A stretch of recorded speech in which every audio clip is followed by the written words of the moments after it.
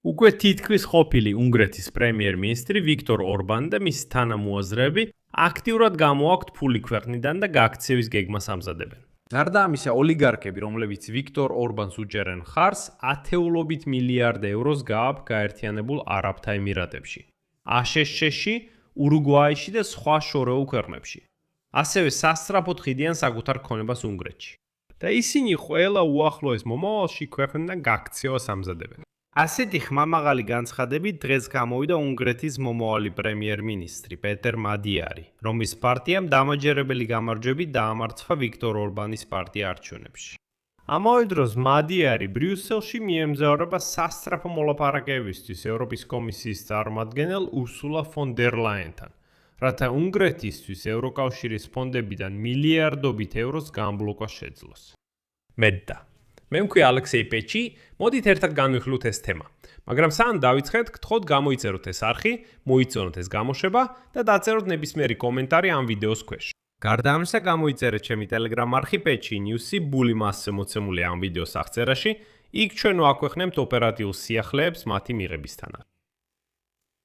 მაშას, ოლიგარქები, რომლებიც მხარს უჭერენ უნგრეთის პრემიერ-მინისტრ ვიქტორ ორბანს, ათეულობით მილიარდს გააქვთ გაერთიანებულში. გაერთიანებული არაბეთის ემირატები, ამერიკის შეერთებული შტატები, ურუგვაი და სხვა შორეული ქვეყნები. პეტერ მადიარი, რომლის პარტიამ TIS-ა მოიგო საპარლამენტო არჩევნები. მიიჩნევს, რომ ასეთოდებული ბიზნესმენები, რომლებიც ყოველთვის ორბანის მფარველობით სარგებლობდნენ, უბრალოდ ქვეყნის დატოვებას ამზადებენ. მადიერას თქმით, უნგრეთის ეროვნული საგადასახადო და საბაჟო ადმინისტრაციამ რამდენიმე გადარიცხვა შეაჩერა, რომლებიც მოკავშირის გარემოცვას ეკუთვნოდა. ვიქტორ ორბანის მოკავშირე ანტალ როგანი. ასევე დაამატა, რომ როგორც თავად თქვა, ორბანის მაფიოზებიც ცდილობენ თავიანთი აქტივების გაპიდვას. შემდეგ მოხავს პეტერ მადიარის ციტატა. მე არაერთხელ მოუწოდე გენერალურ პროკურორს, ეროვნული პოლიციის კაპიტანს და ეროვნული საგადასახადო და საბაჟო ადმინისტრაციის ხელმძღვანელს. უნგრეთში დააკავონ დამნაშავეები, რომლებიც უნგრელი ხალხისგან ათასობით მილიარდ ფორინტს იტაცებენ. რათა არ მისცენ მათ სხვა ქვეყნებში გაქცევის საშუალება. TIS-ის მთავრობის ჩამოყალიბებამდე.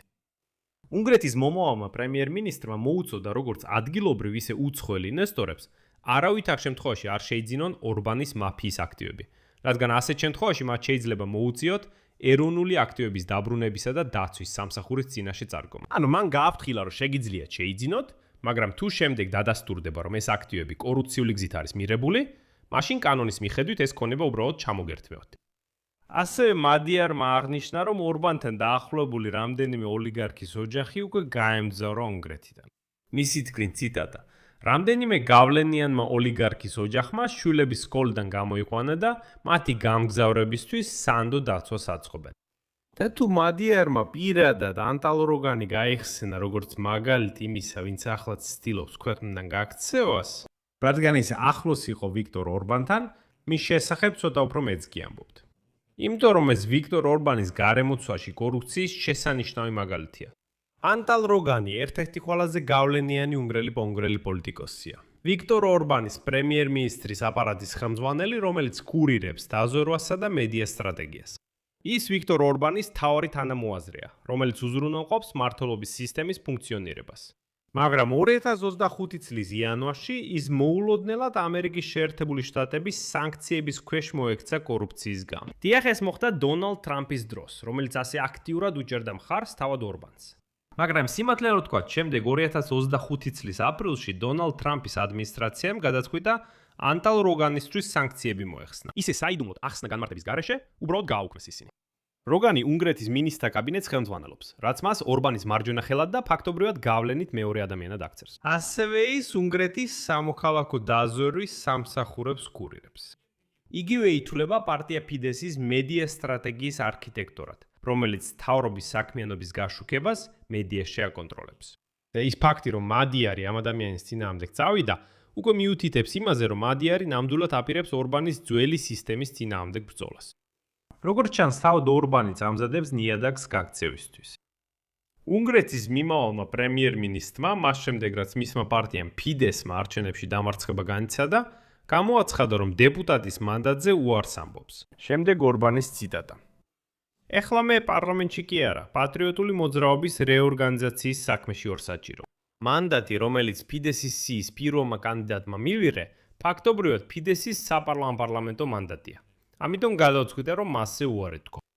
და ეს იყო ვიქტორ ორბანის უნიშნულოვანესი განცხადება, რადგან აქ მნიშვნელოვანი აღინიშნოს, რომ ვიქტორ ორბანი 1990 წლიდან ხელმძღვანელობს ფიდესის პარტიას და მას შემდეგ სხვადასხვა გზით ირჩევდნენ პარლამენტში. 2010 წელს მან მეორედ ჩაიბარა მთავრობის ხელმძღვანელობა, მაგრამ 16 წლის შემდეგ ფიდესის პარტიის აუმჩელთა უმეტესობა, როგორც ჩანს, იმედგაცრუებულია ორბანში და მის პარტიაში. ორბანს და მის გარემოცვას თანამოქალაქეები ადანაშაულებენ კორუფციაში და უნგრეთში ცხოვრების დონის დაცემაში. მიუხედავად იმისა, რომ ორბანი შეგახსენებთ ამბობდა, რომ რუსეთთან ტიდულობს იაპ გაზს, იაპ ნავთობს და უნგრელები საერთოდ ვერ გრძნობენ რა არის კომუნალური გადასახადები, კომუნალურ გადასახადებში თეთრებს იხდიანო, აღმოჩნდა, რომ ასე არ არის. ამიტომ ორბანმა გადაწყვიტა, როგორც ამბობენ, საერთოდ ჩამოშორდეს საქმეებს და დატოვოს პარლამენტი. ასევე პარტიის თავმჯდომარის პოსტიც თავის თანაგუნდელს გადააბაროს. ანუ ის საერთოდ ფიდესიდანაც გავიდა. ამიტომ არ გამიკვირდება თუ ორბანი უცებ, ესე ვთქვათ, სადღაც ქრეხნის ფარგლებს გარეთ გამოჩნდება და იცით გამოაცხადებს თავისი მამაცი ბრძოლის გაგრძელების შესახებ. იცით როგორც ეს ყოფილი უკრაინის პრეზიდენტი ვიქტორ იანუკოვიჩი, როცა რუსეთში გაიქცა, იქიდან კიდევ რაღაც დროის განმავლობაში ამბობდა, რომ აგრძელებდა თავის საქმიანობას, თითქოს ლეგიტიმური პრეზიდენტი ყოფილიყო. გარდა ამისა, ადრე იუცხებოდნენ, რომ ახალი უნგრული მთავრობა გადახედავს ორბანის ჩინოვნიკების მიერ წარდგენილ ეროვნულ გეგმას, რათა მიიღოს იაფი ევროპული დაფინანსება ქვეყნის გადაიარავებისთვის.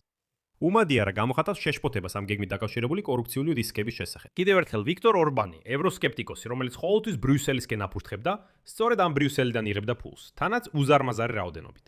ეხლა გარიკვირდება ამ თანხების ოდენობა. აღინიშნება, რომ უნგრეთის მთავრობის პრიორიტეტების შესაბამისად, გეგმის მიზნებისა და მოცულობის გადახედვა სრულიად შესაძლებელია. ევროპის კომისიამ დათანხმდა ამ გეგმის გადახედვას, სანამ შემდგომ ზომებს მიიღებდა. სესხების სქემა სახელწოდებით SAFE გასულ წელს ბრიუსელში ამოქმედდა, რათა გაეძლიერებინა თავდაცვის მრეწველობა და ევროკავშირის მზადყოფნა რუსეთის საფრთხის მიმართ. ეს ინიციატივა SAFE გაანაწილებს 150 მილიარდ ევროს ევროკავშირის 19 სახელმწიფოს შორის. და ამ თანხის ნაწილი საწავა უნგრეთში. ანუ ორბანი ასე ძალიან არ უყვარდა ბრიუსელი, მაგრამ ბრიუსელიდან ამბობს. მოისმინეთ, თქვენ ახალი პროგრამა გაქვთ და მე ცოტა ფული მომეცით. მაგრამ მოდიარი ახლა აცხადებს, რომ სურს გადახედოს საწარმოების სიას და მიიღოს გადაწყვეტილება რეალური საჭიროებებისა და კორუფციული რისკების შეფასების საფუძველზე. სწორედ ეს კორუფციული რისკები დაკავშირებულია ვიქტორ ორბანის მთავრობის სამრეწველო ინტერესებთან, რომელიც ახლა თანამდებობას ტოვებს. ეხლა ყურადღება, უნგრეთის ფინანსური პაკეტი 16 მილიარდი ევროს ოდენობით ერთ-ერთი ყველაზე დიდი იყო ევროკავშირში, SAFE-ის პროგრამის ფარგლებში. ეს პაკეტი ჩამოუვარდებოდა მხოლოდ პოლონეთს და რუმინეთს და აღემატებოდა საფრანგეთისთვის გამოყოფილ თანხებს, რომელმაც ევროკავშირს 15 მილიარდი ევროს სთხოვა თავისი გადაიარაღებისთვის. როგორც მიხვდით, იქ ნამდვილად იყო რა მოსაპარიც. და აშკარაა, რომ ორბანის გარემოცვა ამ დაფინანსებით ფულის გაკეთებას აპირებდა, რადგან ყველაფერი მათ წარმოებაზე წავიდოდა. და აი ცნობილი გახდა, რომ უნგრეთის თანამდებობაზე შემსვლელი პრემიერ-მინისტრი პეტერ მოდიარი უკვე 4 შაბათს ბრიუსელში გაემგზავრება ევროკომისიის თავმჯდომარესთან სასწრაფო მოლაპარაკებებისთვის. ურსულა ფონ დერ ლაიენი, რომელიც ცდილობს ევროკავშირის ფონდებიდან დამატებითი მილიარდობით ევროს გამბლოკვას. როგორც იცით, ამ კვირის 5 შაბათს ბრიუსელმა საბოლოოდ ოფიციალურად დაამტკიცა უკრაინისთვის 90 მილიარდი ევროს კრედიტი. მას შემდეგ, რაც ბუდაპეშტმა, რომელიც დიდი ხნის განმავლობაში ეწინააღმდეგებოდა ორბანის მმართველობისას, უარი თქვა თავის წინააღმდეგობებზე. ამით მან აღმოფხვრა მთავარი პოლიტიკური ბარიერი უნგრეთის მთავრობისთვის, რომელიც ცდილობს აღადგინოს კავშირები ევროკავშირთან. შედეგად ბრიუსელში განაცხადეს, რომ მზად არიან რაც შეიძლება სწრაფად გამართონ მოლაპარაკებები მოდიერთან, რათა უნგრეთმა არ დაკარგოს დაფინანსება ევროკავშირისგან, რადგან იქ გარკვეული რისკებია. საქმე იმაშია, რომ უნგრეთს ამჟამად ემუქრება დაახლოებით 10 მილიარდი ევროს დაკარგვა COVID-19 პანდემიის შემდეგ აღდგენის ფონდებიდან. თუ აგვისტოს ვადაში ვერ ჩაეტეო. ანუ აგვისტომდე იქ უნდა განხორციელდეს გარკვეული რეფორმები, რომ ეს თანხები მიიღონ, რადგან ეს აღდგენის ფონდი ფაქტობრივად უკვე იხურება. ის იხურება როგორც კი შესაძლებელია.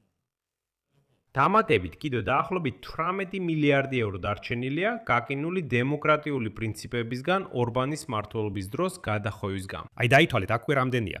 იქ 16, იქ 10, იქ 18 მილიარდი. უნგრეთი ასევე ცდილობს მიიღოს დამატებითი დაფინანსება ევროკავშირისგან თავდაცვის სფეროში და გათავისუფლდეს ყოველდღიური ჯარიმებისგან, რომლებიც დაწესებულია მიგრაციულ საკითხებზე დავების გამო. ასე რომ მადიარს ძალიან ბევრი საქმე აქვს. აქ წერტილებს დავაკელებ. თქვენი აზრი და დასკვნები დაწერეთ კომენტარებში ამ გამოშვების ქვეშ. გამოიწერეთ არხი, დააწკაპუნეთ ზარზე და არ დაგავიწყდეთ მოწონება. თუ გსურთ ამ YouTube არხის მუშაობის მხარდაჭერა, ეს შეგიძლიათ გააკეთოთ ნებისმიერი დონატით ან ფასიანი სპონსორული გამოწერით, ამ ვიდეოს აღწერაში მოცემული ბულებითა და რეკვიზიტებით, ან თქვენს ეკრანებზე მოცემული QR კოდით. მადლობელი ვიქნები თქვენი ნებისმიერი მხარდაჭერისთვის. ამით დასრულდა, იზრუნეთ საკუთარ თავზე, ყველას მშვიდობით.